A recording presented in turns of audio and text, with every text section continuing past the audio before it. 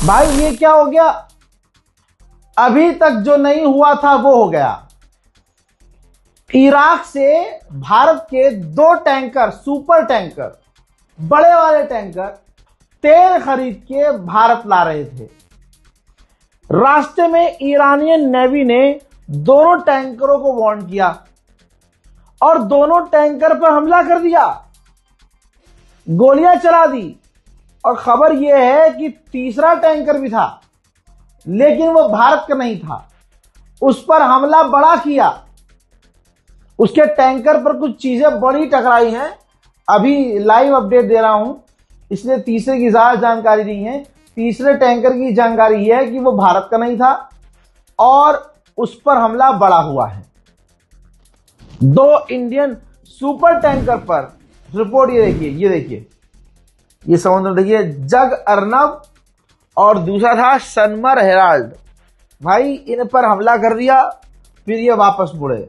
सनमर Herald ने, जो tanker था हमारा, उसने लिखा है, मतलब उसने बोला आगे से ईरानियन नेवी को कि आपने परमिशन दे दी थी, इसलिए हम निकल रहे थे, लेकिन आपने हम पर हमला कर दिया है, हम वापस मुड़ रहे हैं।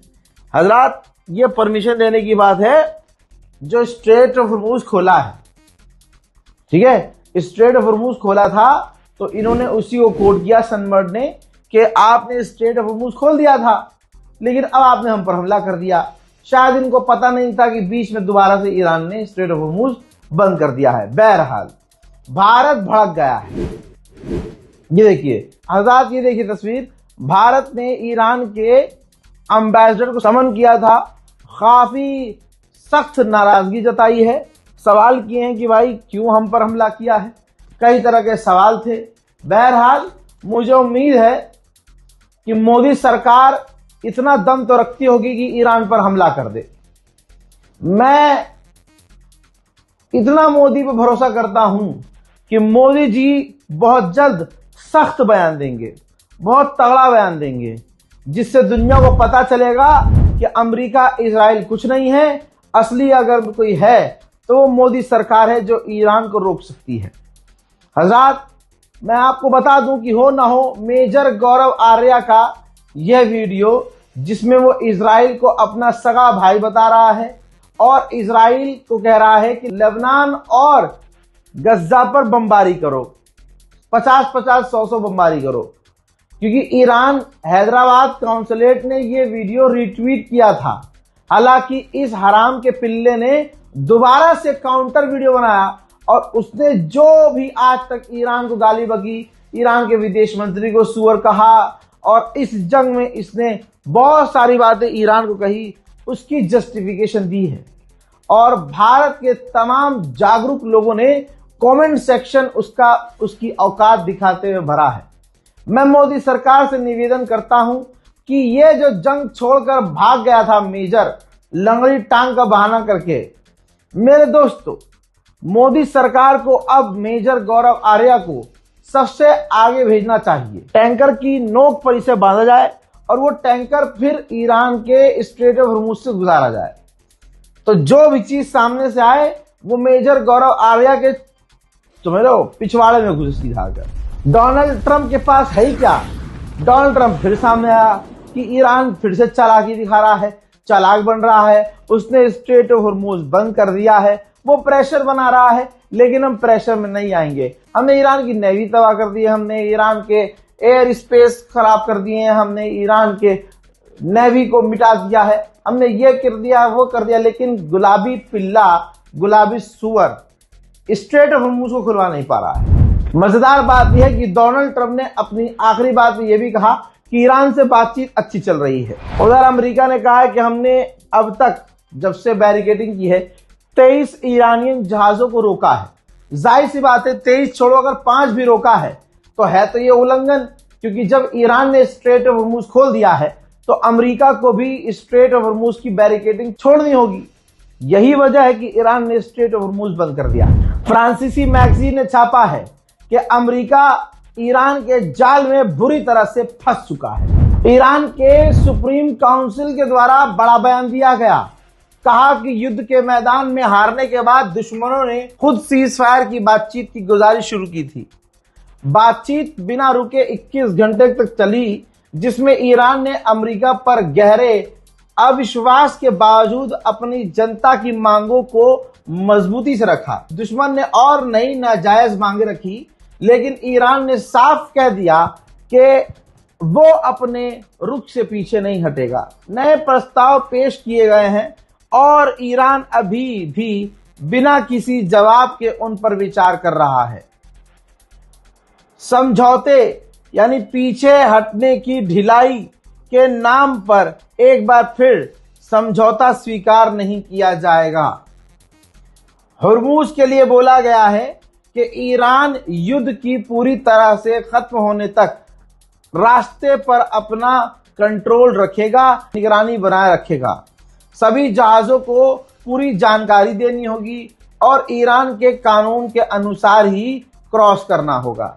यहां से गुजरना कानून के हिसाब से होगा, हमारी सिक्योरिटी के हिसाब से होगा, हमारे जो रूल्स है उसके हिसाब से होगा।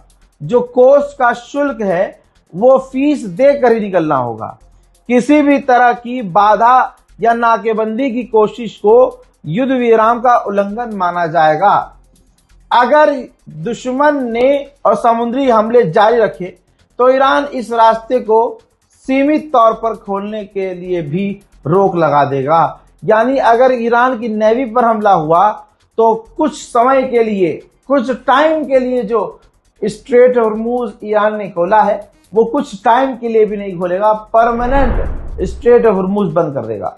Ibrahim अजीजी, head of the commander post, कमांडरों की एक अलग टुकड़ी है, उनके लीडर हैं। इन्होंने कहा अमेरिकी लोग वादा निभाने में सबसे बेकार हैं।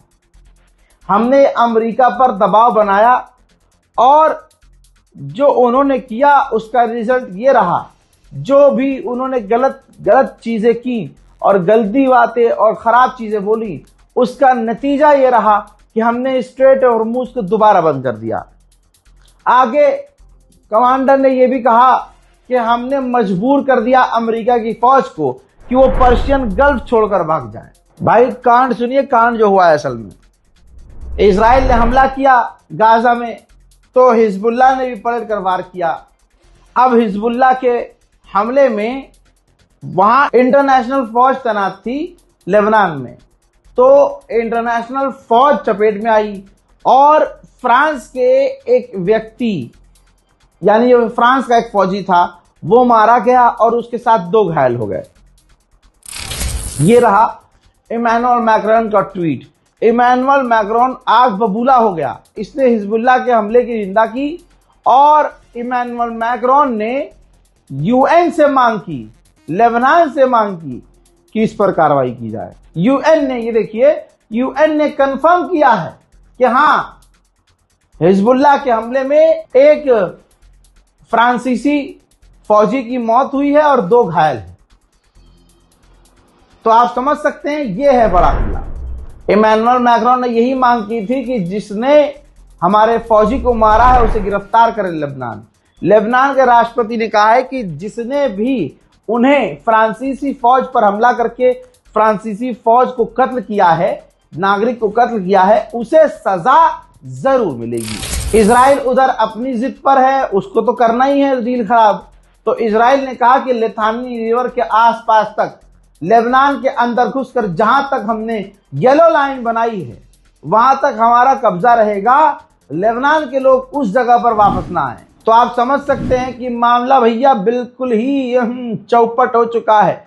मुझे उम्मीद है कि मोदी जी इतना जिगर रखते होंगे कि ईरान पर बैलिस्टिक मिसाइल और अपनी तमाम मिसाइलों से अब सीधा हमला ही कर दें, क्योंकि गोदी मीडिया जिस तरह से इतनी सी बात को इतना करके दिखाता है, तो इस बार तो ईरान ने टैंकर पर हमला कर दिया है। उम्मीद है कि मोदी जी जल्द खुद एक ट्वीट करेंगे। फिलहाल के लिए इस रिपोर्ट में इतना ही। जय हिंद।